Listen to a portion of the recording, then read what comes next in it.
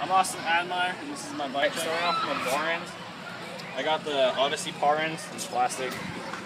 ODI grips, Stranger bars, Primo Annihilator V3 stem, and then I got the white Primo headset.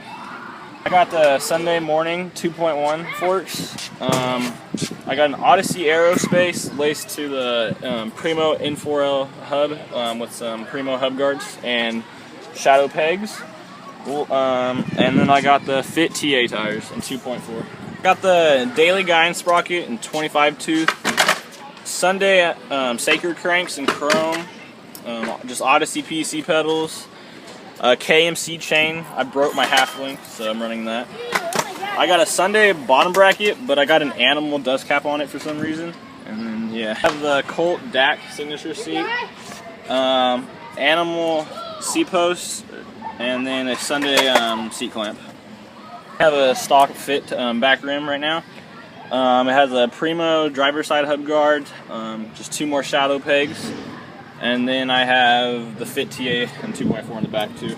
I have the Sunday broadcaster frame in orange and 21.